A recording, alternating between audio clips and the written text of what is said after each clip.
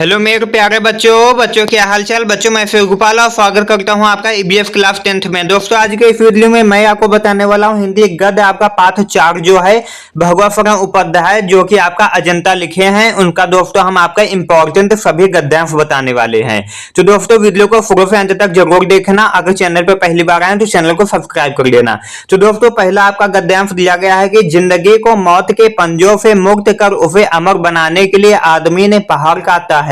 किस तरह इंसान के खूबियों की कहानी सदियों बाद आने वाली पीढ़ियों तक पहुंचाई जाए, इसके लिए आदमी ने कितने ही उपाय सोचे और किए। उसने चट्टानों पर अपने संदेश खोदे, तारों से ऊंचे धातुओं से चिकने पत्थर के खंभे खड़े किए, तांबे और पीतल के पत्थरों पर अक्षरों के मोती बिखेरे और उसके जीवन मरण की कहानी सदियों के उतार पर फरकती चली आई, जो आज हमारी अमानत विरासत बन गई है।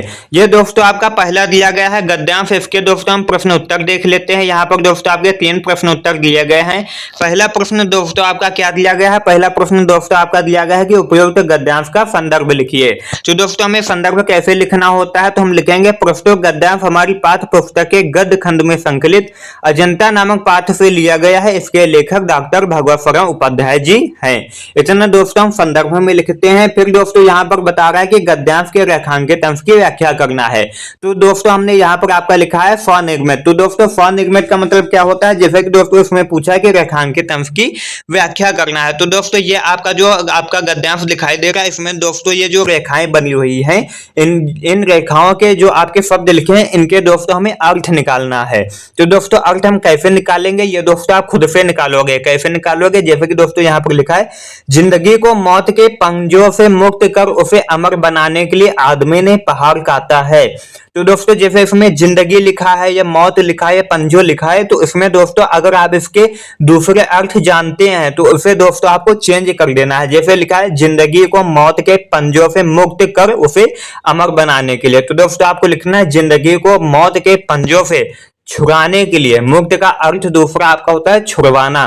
तो दोस्तों आप यहाँ पर क्या लिखेंगे? जिंदगी को मौत के पंजों से छुड़वा कर उसे अमर बनाने के लिए आदमी ने पहाड़ को काटा है ना दोस्तों। आप 1-2 शब्द चेंज करके शब्द आपको वही लिख देना है, तो दोस्तों आपको पूरे नंबर मिल जाएंगे, कोई आपका नंबर काट नहीं सकता है। तो दोस्तों आप ऐसे करोगे तो आपको फुल नंबर मिल जाएंगे। फिर दोस्तों आपका तीसरा नंबर प्रश्न क्या दिया गया है? तीसरा नंबर आपका प्रश्न दिया गया है कि इंसान की विशेषताओं को पीढ़ियों तक पहुंचाने के लिए आदमी ने कौन सी युक्तियां सोची और की हैं। और दोस्तों यही प्रश्न आपका अथवा में यानी कि आपका दूसरी प्रकार से कैसे पूछा जा सकता है, वो ऐसे पूछा जा सकता है कि इंसान की खूबियों को अगली पीढ़ियों तक पहुंचाने के लिए आदमी ने कौन कौन से उपाय किए। तो कौन कौन से उपाय किए जब आप पैराग्राफ पढ़ोगे तो समझ में आपका आ जाएगा।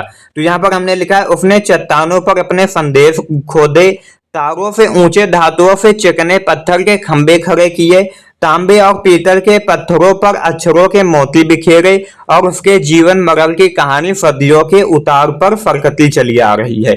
इतना दोस्तों हम लिख देंगे इसके आंसर में। अब दोस्तों आपका हम देख लेते हैं दूसरा आपका गद्यांश। दोस्तों आपका दूसरा गद्यांश दिया गया है। ये दोस्तों क्या है कि पहले पहाड़ काट कर उसे खोखला कर दिया गया, फिर उसमें सुंदर भवन बना लिए गए जहां खंभों पर उभारी मूर्तें भी उठी, भीतर की समूची दीवारें और छतें रगड़ कर चिकनी कर ली गई और तब उनकी जमीन पर चित्रों की एक दुनिया ही दी गई यानी कि बसा दी गई। पहले प्लास्टर लगाकर आचार्यों ने उन पर लहराते रेखाओं में चित्रों की काया सूरज दी, फिर उनके चेले कलावन ने उनमें रंग भरकर प्राण फूंक दिए, फिर तो दीवारें उमग उठी, पहाड़ पुलकित हो उठे। ये दोस्तों आपका दूसरा दिया गया है गद्यांश। इसके दोस्तों हम प्रश्न उत्तर देख लेते हैं। पहला दोस्तों आपका प्रश्न सभी में सेम रहता है। पहला प्रश्न आपका वही संदर्भ पूछा जाता है, तो दोस्तों आपको संदर्भ अपने रट लेना है। तो संदर्भ में हम क्या लिखते हैं? प्रस्तुत गद्यांश हमारी पाठ्य पुस्तक के गद्य खंड में संकलित अजंता नामक पाठ से लिया गया है। इसके लेखक डॉक्टर भगवत उपाध्याय जी हैं। इसमें दोस्तों मेन चीज हमें अपना जो लेखन होता है वो बताना होता है और किसने लिखा है वो बताना होता है, बस यही दोस्तों आपका संदर्भ होता है। फिर दोस्तों आपका दूसरा पूछा गया है कि रेखांकित अंश की व्याख्या करो। तो दोस्तों व्याख्या आपको स्वनिर्मित करना है। हमने आपको ऊपर बताया वही ट्रिक आपको यहाँ पर अप्लाई करना है, यानी कि जहां जहां पर आपको रेखा दिखाई दे रही है वो शब्द आपको उतारना है, जिनके आप अर्थ जानते हो उन्हें आपको चेंज कर देना है। यही दोस्तों आपका हो जाता है रेखांकित अंश की व्याख्या। अब दोस्तों आपका हम देख लेते हैं तीसरा नंबर प्रश्न। तीसरा नंबर प्रश्न दोस्तों आपका क्या कहता है कि पहाड़ों को किस प्रकार जीवंत बनाया गया हो, गद्यांश के आधार पर स्पष्ट कीजिए। तो कैसे बनाया गया, तो हम यहाँ पर लिखेंगे उत्तर में पहाड़ों को जीवंत बनाने के लिए सर्वप्रथम पहाड़ों को काटकर खोखला बनाया गया, फिर दीवारों, छतों और खंभों को चिकना किया गया, तत्पश्चात उन पर सजीव चित्र निर्मित किए गए तथा चित्रों में रंग भरा गया। ये दोस्तों आपका हो जाता है तीसरे प्रश्न का आंसर। अब दोस्तों हम देख लेते हैं आपका तीसरा गद्यांश।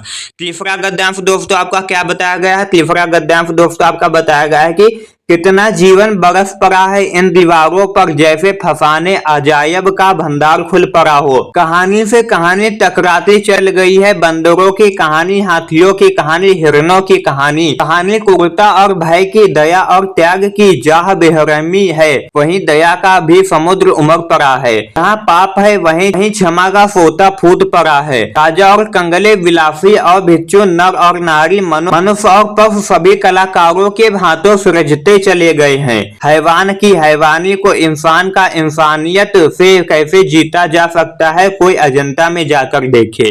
ये दोस्तों आपका तीसरा गद्यांश दिया गया है। इसके दोस्तों प्रश्न उत्तर देख लेते हैं। पहला दोस्तों आपका प्रश्न वही रहता है गद्यांश का संदर्भ। तो दोस्तों संदर्भ हम कैसे लिखेंगे, प्रस्तुत गद्यांश हमारी पाठ्य पुस्तक हिंदी गद्य में संकलित अजंता नामक पाठ से लिया गया है। इसके लेखक डॉक्टर भगवत शरण उपाध्याय जी हैं। और दोस्तों यहाँ पर दूसरा प्रश्न आपका है गद्यांश का रेखांकित की व्याख्या करना, जो कि हमने लिखा है स्वनिर्मित। तो दोस्तों वही इसमें ट्रिक आप अप्लाई करिए, जो आपको रेखांकित दिखाई दे रहे हैं इन्हें आप पढ़िए, जिनके आप अर्थ जानते हैं उसको आपको चेंज कर देना है और बाकी आपको वही उतार लेना है। अब दोस्तों आपका देख लेते हैं तीसरा नंबर प्रश्न। तीसरा नंबर प्रश्न दोस्तों आपका क्या कहता है कि दीवारों पर बने चित्र किन किन से संबंधित है, यानी कि आपके जो दीवार बने हैं, आपकी अजंता की जो गुफाएं की दीवारें हैं, उन पर कौन कौन से चित्र बने हुए हैं। तो यहाँ पर हम लिखेंगे दीवारों पर बने चित्र बंदरों की कहानी, हाथियों की कहानी, हिरणों की कहानियों से संबंधित है। तो दोस्तों ये आपका हो जाता है। अब दोस्तों हम आपका देख लेते हैं चौथा नंबर गद्यांश। तो दोस्तों चौथा गद्यांश आपका क्या कहता है, चौथा गद्यांश दोस्तों आपका कहता है कि और उधर वह बंदरों का चित्र है, कितना सजीव कितना गतिमान, उधर सरोवर में जल विराह करता हुआ गजराज कमल दंड तोड़ तोड़ कर हथनियों को दे रहा है। हाँ, महलों में वह प्याले के दौर चल रहे हैं, उधर वह रानी अपनी जीवन यात्रा समाप्त कर रही है। उसका दम टूटा जा रहा है, खाने खिलाने, बसने बसाने, नाचने गाने, कहने सुनने, वन नगर, ऊंच नीच, धनी गरीब के जितने नजारे हो सकते हैं, सब आदमी अजंता के गुफाओं की इन दीवारों पर देख सकता है। ये दोस्तों आपका दिया गया है चौथा नंबर प्रश्न, अब यानी कि आपका गद्यांश। अब दोस्तों हम प्रश्न उत्तर देख लेते हैं। पहला प्रश्न दोस्तों सभी में सेम है, आपका संदर्भ। तो दोस्तों संदर्भ वही रहेगा। संदर्भ में दोस्तों हम लिखेंगे प्रस्तुत गद्यांश हमारी पाठ्य पुस्तक हिंदी गद्य के अजंता नामक पाठ से लिया गया है। इसके लेखक डॉक्टर भगवत शरण उपाध्याय जी हैं। अब दोस्तों आपका रेखांकित अंश की व्याख्या करना है। तो दोस्तों आपका सेम वही रहेगा। ये जो आपकी रेखाएं दिखाई दे रही हैं, इन्हें दोस्तों आपको पढ़ना है। जो कुछ भी आपको समझ में आए, यानी कि एक शब्द या दो शब्द के आपको अर्थ समझ में आए, उसको आपको चेंज कर लेना और बाकी ऐसे ही उतार लेना है, आपको फुल नंबर मिल जाते हैं। फिर दोस्तों आपका तीसरा प्रश्न क्या दिया गया है। तीसरा प्रश्न दोस्तों आपका है आदमी अजंता के गुफाओं के दीवारों पर क्या देख सकता है। तो क्या देख सकता है, आदमी अजंता के गुफाओं के दीवारों पर अनेक चित्र देख सकता है, जैसे बंदरों का चित्र, नाचने गाने आदि के चित्र देख सकता है। अब दोस्तों आपका पांचवा गद्यांश देख लेते हैं। पांचवा गद्यांश आपका क्या कहता है। पांचवा गद्यांश आपका यहाँ पर बताया गया है कि जहाँ बेरहमी है वहीं दया का समुद्र भी उमड़ पड़ा है, जहाँ पाप है वहीं क्षमा का सोता फूट पड़ा है। राजा और कंगले, विलासी और भिक्षु, नर और नारी, मनुष्य पर सभी कलाकार के हाथों सृजते चले गए हैं। हैवान की हैवानी को इंसान की इंसानियत से कैसे जीता जा सकता है, कोई अजंता में जाकर देखे। बुद्ध का जीवन हजार धाराओं में होकर बहता है, जन्म से लेकर निर्वाण तक उनके जीवन के प्रधान घटनाएं कुछ ऐसे लिख दी गई हैं कि आंखें अटक जाती हैं, हटने का नाम ही नहीं लेती हैं। ये दोस्तों आपका पांचवा दिया गया है। अब दोस्तों हम देख लेते हैं इसके प्रश्न उत्तर। दोस्तों आपका पहला प्रश्न सभी में सेम रहता है। पहला प्रश्न दोस्तों आपका दिया गया है संदर्भ। तो दोस्तों हम संदर्भ में लिखते हैं प्रस्तुत गद्यांश हमारी पाठ्य पुस्तक हिंदी खंड में संकलित अजंता नामक पाठ से लिया गया है। इसके लेखक डॉक्टर भगवत शरण उपाध्याय जी हैं। दोस्तों आपका रेखांकन चित्रांकित अंश की व्याख्या करना है तो सेम रहेगा दोस्तों सभी में आपका। इन्हें दोस्तों आपको पढ़ना है, उसके बाद दोस्तों जिसका अर्थ आपको समझ में आ जाए उसका वो अर्थ लिख देना और बाकी आपको ऐसे ही उतार लेना है जिसमें आपको अंडरलाइन दिखाई दे रही है। आप दोस्तों आपका देख लेते हैं लास्ट क्वेश्चन आपका दोस्तों बताया गया है कि कलाकारों ने किसके जीवन का चित्रांकन किया है। तो दोस्तों यहाँ पर हम लिखेंगे कलाकारों ने राजा और कंगले, विलासी और भिक्षु, नर और नारी आदि का चित्रांकन किया है।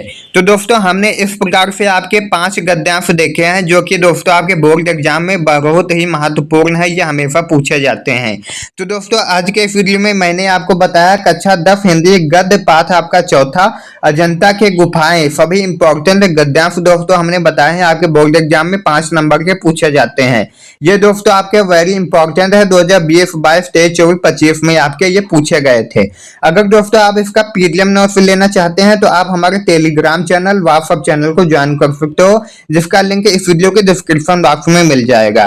तो दोस्तों मिलते हैं एक नए वीडियो के साथ, तब तक के लिए जय हिंद, वंदे मातरम। अगर वीडियो पसंद आए तो वीडियो को लाइक कर देना, चैनल को सब्सक्राइब कर देना।